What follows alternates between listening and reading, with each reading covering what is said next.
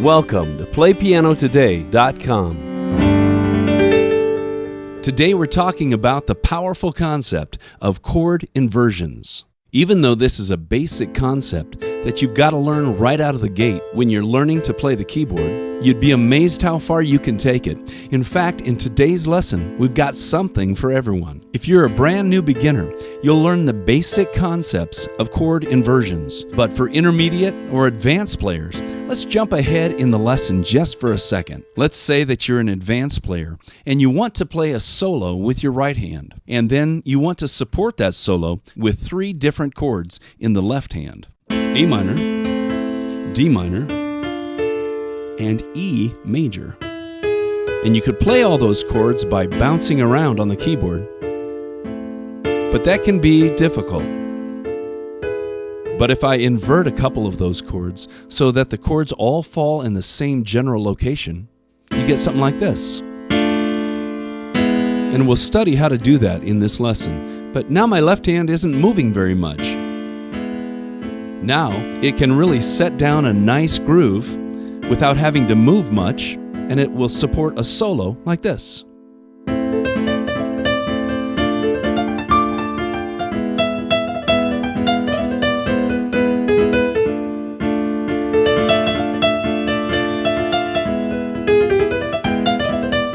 Kind of a Latin feel.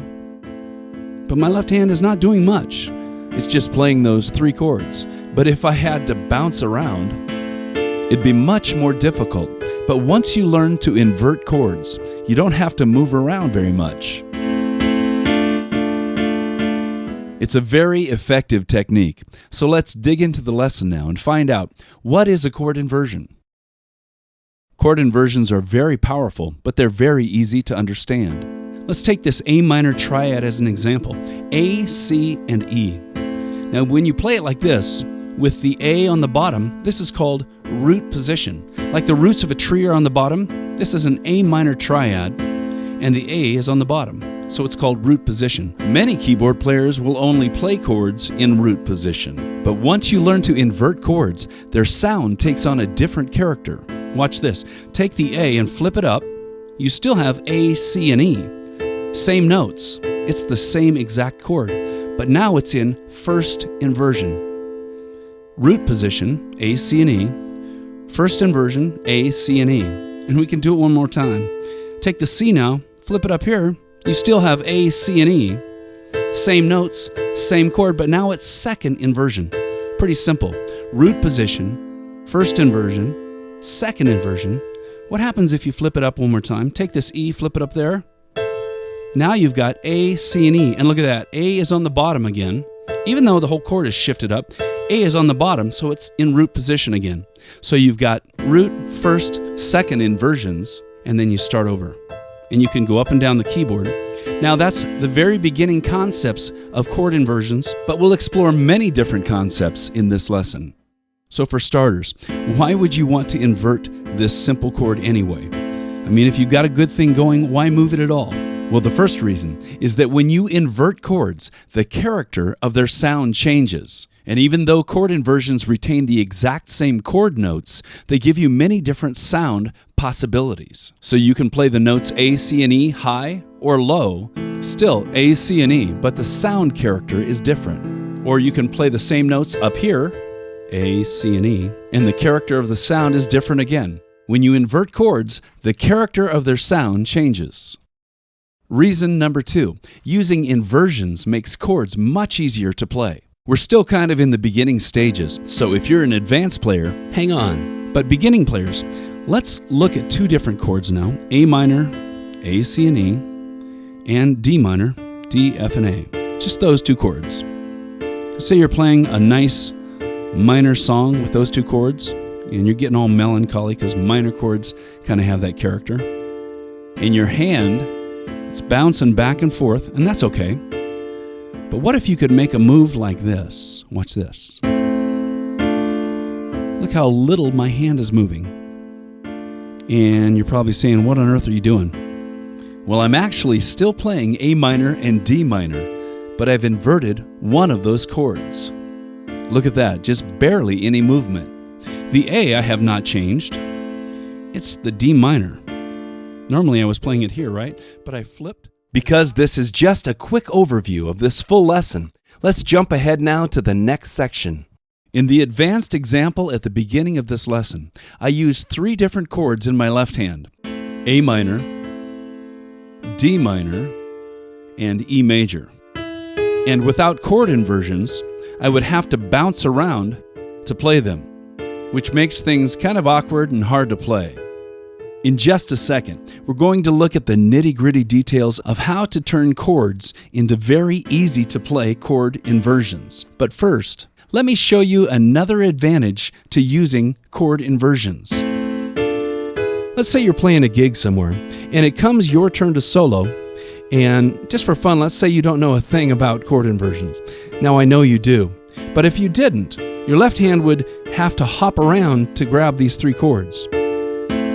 Now, one small downside is, because you're hopping around, you're taking up quite a bit of real estate there, right? So you can't use this area for solos. You have to stay out of the way and go higher. Now, I'm not saying root position chords are bad, right? There's a time and a place for them, but one advantage to playing chord inversions like this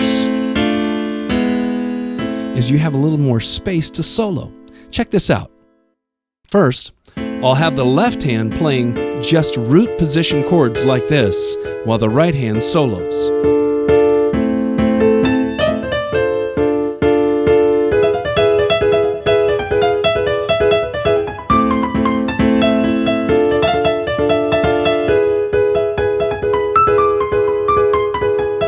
So did you notice the right hand kind of had to stay out of the way?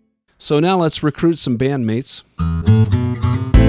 So now the left hand, instead of jumping, is going to stay in place, so the right hand has a little more space to solo.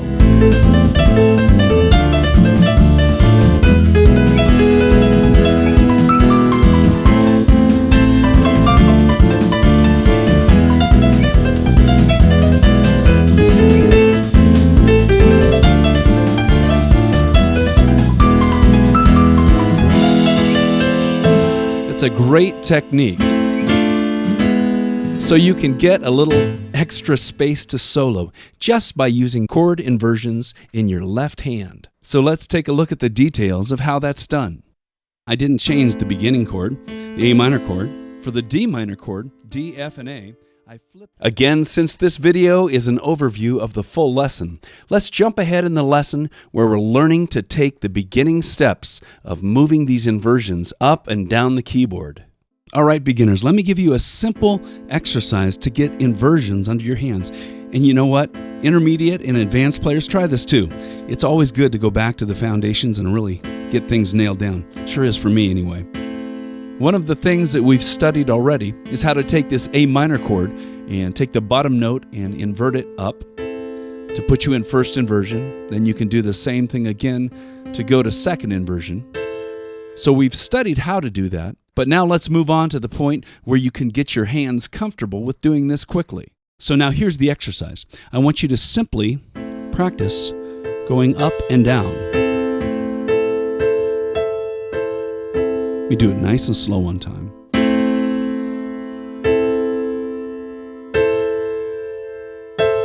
Intermediate and advanced players, practice with me because there's a lot of meat coming up to chew on. Okay, bring it up to speed till you can really get it.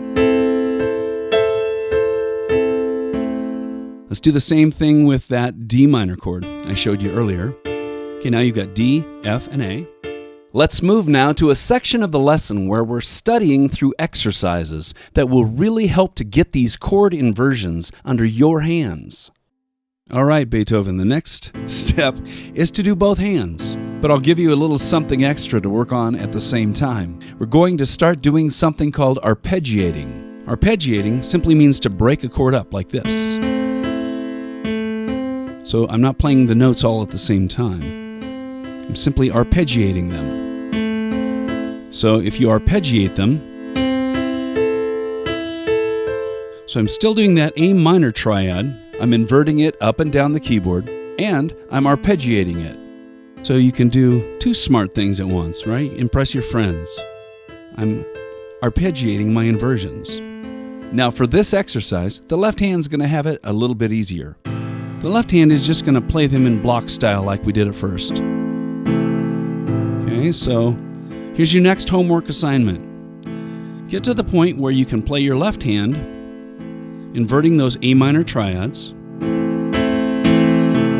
and then get to the point where you can arpeggiate your right hand while the left hand is playing block chords, like this.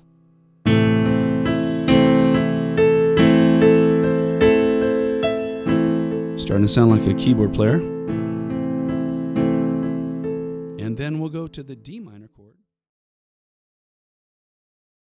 Let me throw out just a little shout out to all the lessons we've got on this website, PlayPianoTODAY.com. And if you're not on PlayPianoTODAY.com, I would encourage you, make your way over there and then click on the link that says View All Lessons, because there is an incredible amount of lessons in there. I've been putting them together for years and years and just having a fantastic time, the time of my life, really.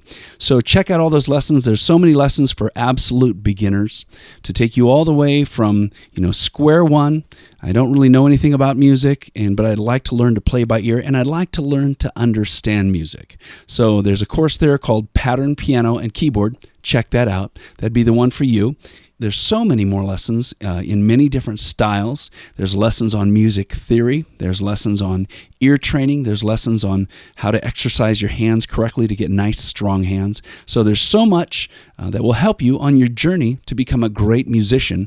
And, I'm on that journey too, and I am digging every second of it. So make sure you check out PlayPianoTODAY.com and click on the link that says View All Lessons. Okay, intermediate and advanced players.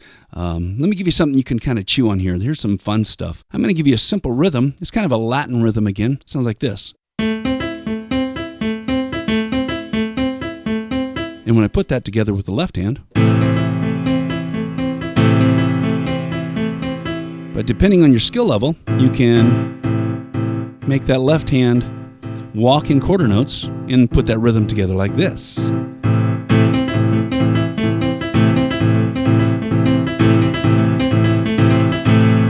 It's kind of a cool thing. It'll scramble your brains in an absolutely wonderful way. And then over the D minor in a close inversion. As you can see, this is a really in-depth lesson. There's lots of material. But again, since we're just looking at a quick overview of the full lesson, let's jump ahead to the point where we've put that exercise all the way together. So just for fun again, let's recruit the band, and I'm going to play clear through this exercise, and then we'll break it down to the real nice and slow details. Starting with just the left hand.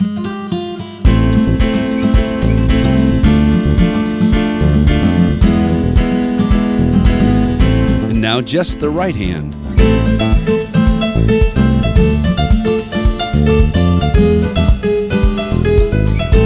Finally, hands together.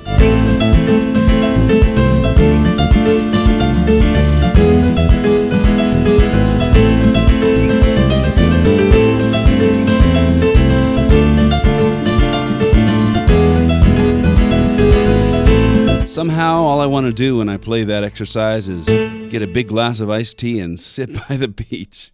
I'd like you to get on your keyboard and make sure you're imitating exactly what I'm doing in both my hands, especially the rhythmic interaction between the hands. So I'm going to play it nice and slow. Here we go. I hope you're going to play it with me.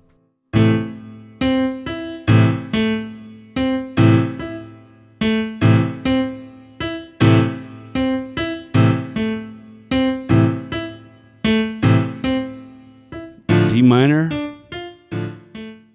There is so much material to study in this lesson. Now I'll jump way ahead in the lesson. We'll drop into the video about halfway through the section where we're studying advanced techniques.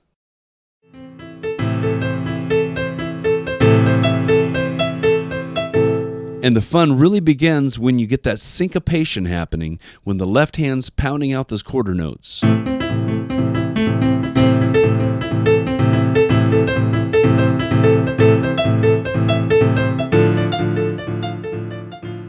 This has just been a quick overview of the full lesson titled Chord Inversions. Once you get this powerful concept locked in your mind, you'll have made another huge step on your journey to becoming totally free on the keyboard. Once again, my name is David Sprunger. Thanks again for inviting me into your musical life. It's always such an honor. And now that you've got this information, you know what to do. Go practice.